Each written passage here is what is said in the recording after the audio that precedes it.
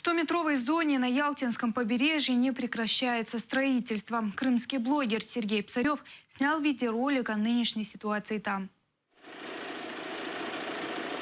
Как вы тут живете летом? Как отдыхающих пускаете? А как видите, а какие отдыхающие? Кто будет здесь жить? Вот вы рядом с морем живете. У вас отдыхающие есть вообще Нет. кто-то? А почему? Как? Сейчас июль месяц Вот, уже. пожалуйста. А сколько здесь до моря от вас? Ну сколько? От того места, где мы сейчас находимся, 100 метров. 100 метров есть? Да. Это 100-метровая зона получается? Да. И свободно идет строительство? Ну как видите, А что строится? не знаю. Скажите, а люди писали кому-то?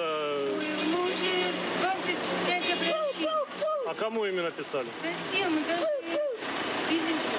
писали в администрацию президента, и ответ пришел, что все переданы местным властям.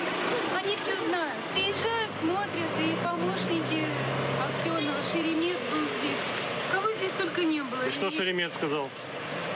Разберемся. Ну а спустившись немножко ниже, мы попадаем именно на то место, где находился всем известный забор, так называемый забор Геншафта.